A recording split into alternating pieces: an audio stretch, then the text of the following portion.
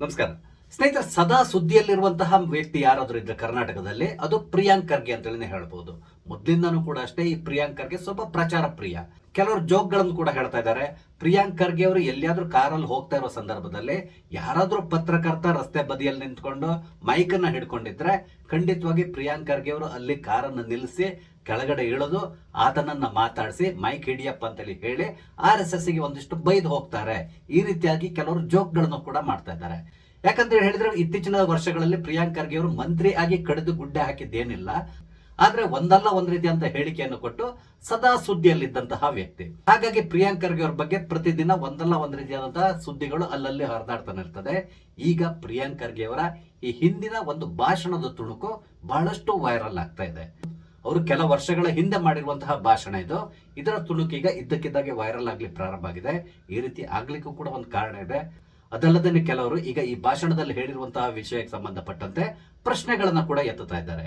ಅದ್ರ ಬಗ್ಗೆ ಕೂಡ ನಿಮ್ ಜೊತೆ ಮಾತಾಡ್ತಾ ಇದ್ದೇನೆ. ಹಾಗೇನೆ RSS ನ ಒಂದು ಬೈಠಕ್ ಬೆಳಗಾವಿಯಲ್ಲಿ ನಡೀತಾ ಇದೆ.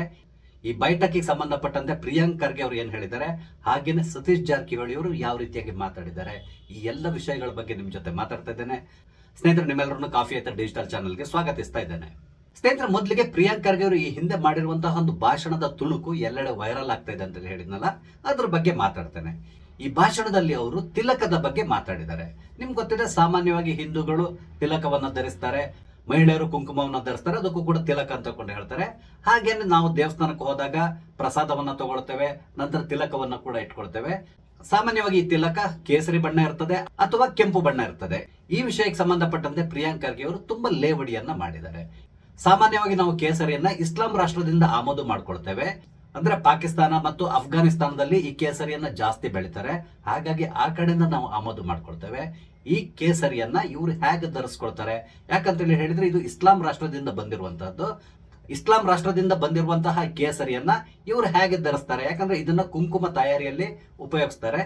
ಆದ್ರಿಂದ ಈ ಕೇಸರಿ ತಿಲಕವನ್ನು ಧರಿಸೋದ್ರಿಂದ ಅವರ ಧರ್ಮಕ್ಕೆ ಭಂಗ ಉಂಟಾಗೋದಿಲ್ವಾ, ಈ ರೀತಿಯಾಗಿ ಅವರು ಪ್ರಶ್ನೆಯನ್ನ ಮಾಡಿದ್ರು.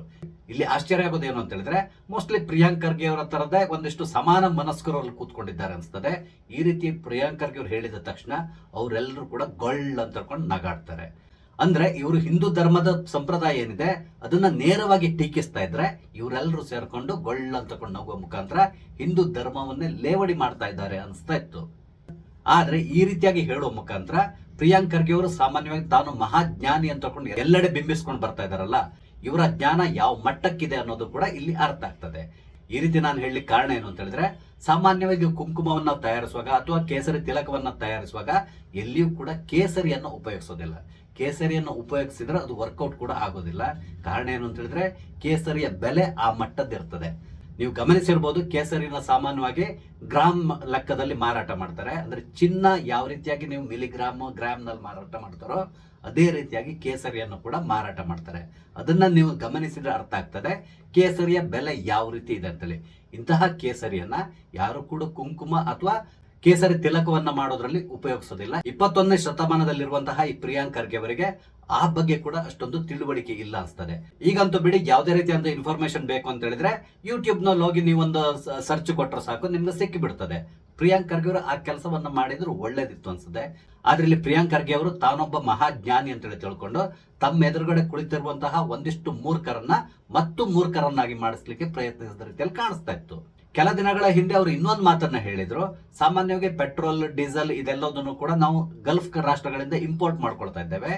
ಈ ಪೆಟ್ರೋಲ್ ಡೀಸೆಲ್ ಗಳನ್ನ RSS ನವರು ಅಥವಾ ಉಳಿದವರು ತಮ್ಮ ಗಾಡಿಗಳಿಗೆ ಹೇಗೆ ಹಾಕ್ತಾರೆ, ಅದು ಕೂಡ ಇವರಿಗೆ ನಿಷಿದ್ಧ ಅಲ್ವಾ? ಈ ರೀತಿಯಾಗಿ ಅತ್ಯಂತ ಸಂಕುಚಿತ ಮನೋಭಾವನದಿಂದ ಈ ಪ್ರಿಯಾಂಕ್ ಖರ್ಗೆ ಅವರು ಮಾತಾಡಿದ್ದಾರೆ.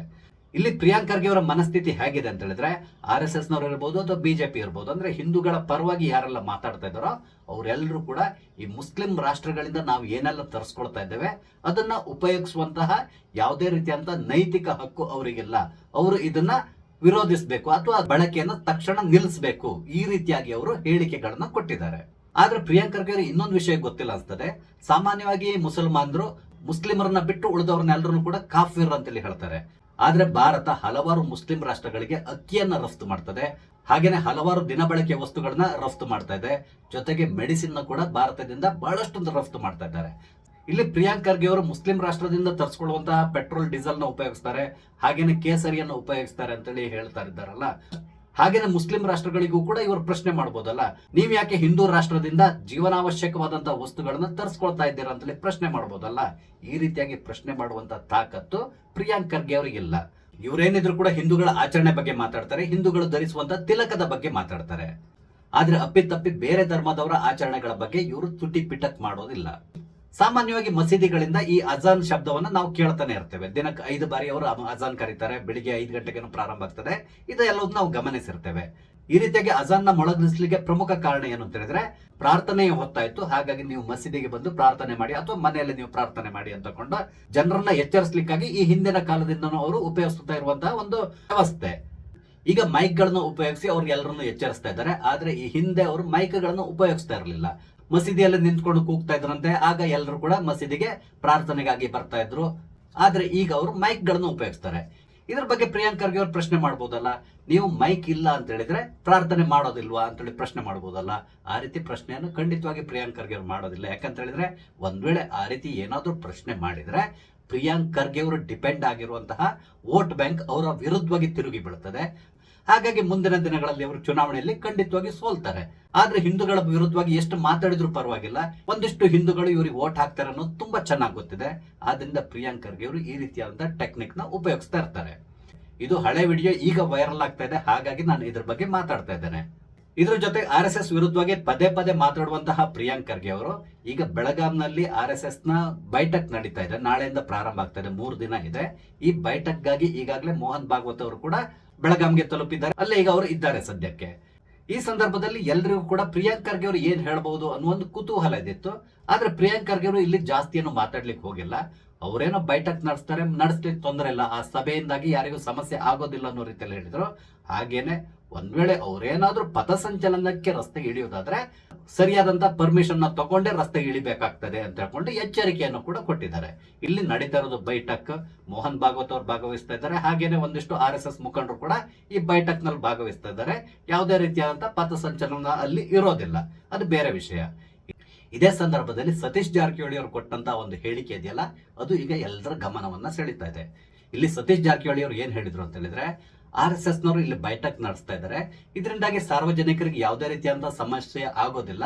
ಬೆಳಗಾಂನಲ್ಲಿ ಅವರು ಬೈಠಕ್ ಇಡ್ಲಿಕ್ಕೆ ಕಾರಣ ಏನು ಅಂತ ಹೇಳಿದ್ರೆ, ಮಹಾರಾಷ್ಟ್ರ, ಗೋವಾ ಹಾಗೆ ಕರ್ನಾಟಕ ಮತ್ತು ಹೈದರಾಬಾದ್ ಭಾಗಕ್ಕೆ ಇದು ಸೆಂಟ್ರಲ್ ಪ್ಲೇಸ್ ಆಗಿರೋದ್ರಿಂದ ಅವರು ಬೆಳಗಾಂನಲ್ಲಿ ಈ ಬೈಠಕ್ ಅನ್ನ ನಡೆಸ್ತಾ ಇದ್ದಾರೆ. ಮೋಹನ್ ಭಾಗವತ್ ಅವರು ಬಂದಿದ್ದಾರೆ, ಇದರಿಂದಾಗಿ ಯಾರಿಗೆ ಯಾವುದೇ ರೀತಿಯಾದಂತಹ ಸಮಸ್ಯೆ ಉಂಟಾಗೋದಿಲ್ಲ. ಅದಲ್ಲದೆ ಈ ಹಿಂದೆ ಕರ್ನಾಟಕದ ಹಲವಾರು ಭಾಗಗಳಿಗೆ ಮೋಹನ್ ಭಾಗವತ್ ಅವರು ಭೇಟಿ ಕೊಟ್ಟಿದ್ದಾರೆ. ಮಾರ್ಚ್ ಫಸ್ಟ್ ಗಳು ಕೂಡ ಬಹಳಷ್ಟು ನಡೆದಿದೆ. ಆದ್ರೆ ಎಲ್ಲಿಯೂ ಕೂಡ ಕಾನೂನು ಸುವ್ಯವಸ್ಥೆಗೆ ಸಮಸ್ಯೆ ಉಂಟಾಗಿಲ್ಲ.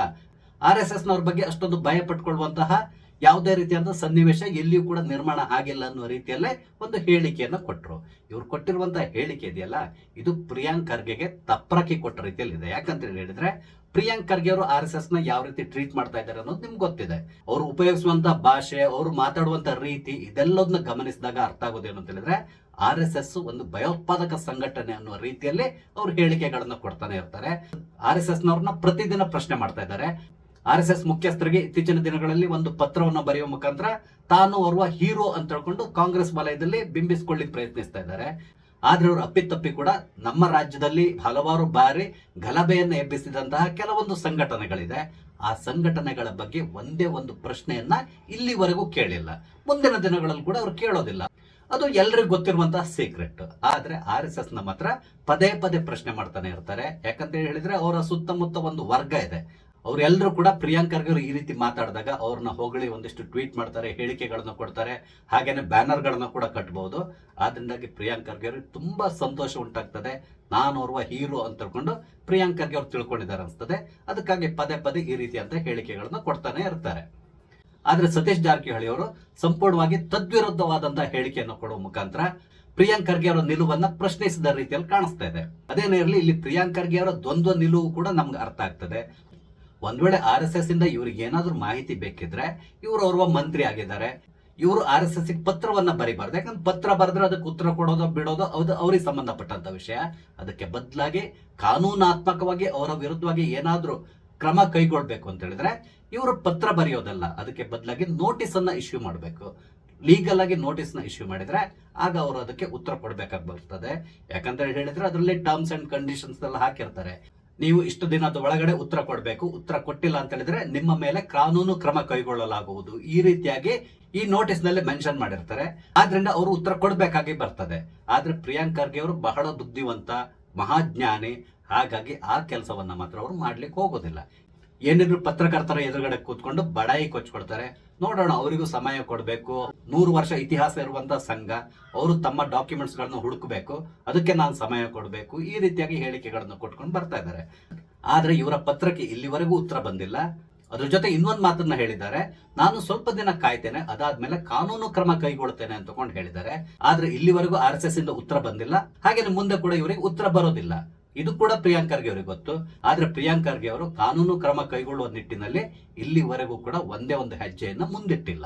ಇವರ ಈ ನಡವಳಿಕೆಯನ್ನು ನೋಡಿದಾಗ ತುಂಬಾ ಸ್ಪಷ್ಟವಾಗಿ ಗೊತ್ತಾಗೋದೇನು ಅಂತ ಹೇಳಿದ್ರೆ, ಪ್ರಿಯಾಂಕ್ ಖರ್ಗೆ ಅವರು ಕೇವಲ ಪ್ರಚಾರಕ್ಕಾಗಿ, ಹಾಗೇನೆ ಹೈಕಮಾಂಡ್ ನ ಗಮನವನ್ನ ತನ್ನತ್ತ ಸೆಳೆಯಲಿಕ್ಕಾಗಿ ಈ ರೀತಿಯಾದ ಹೇಳಿಕೆಗಳನ್ನು ಕೊಟ್ಕೊಂಡು ಕಾಲಹರಣ ಮಾಡ್ತಾ ರೀತಿಯಲ್ಲಿ ಕಾಣಿಸ್ತಾ ಇದೆ. ಅವರು ನಿರ್ವಹಿಸ್ತಾ ಇರುವಂತಹ ಗೃಹ ಖಾತೆ ಇರಬಹುದು ಅಥವಾ ITBT ಖಾತೆ ಇರಬಹುದು, ಅದಕ್ಕೆ ಸಂಬಂಧಪಟ್ಟಂತೆ ತಾನು ಮಾಡಿರುವಂತಹ ಸಾಧನೆಗಳೇನು, ಅದ್ಯಾವುದ್ರ ಬಗ್ಗೆ ಇಲ್ಲಿವರೆಗೆ ಒಂದೇ ಒಂದು ಸುದ್ದಿಗೋಷ್ಠಿಯನ್ನು ನಡೆಸಲಿಲ್ಲ.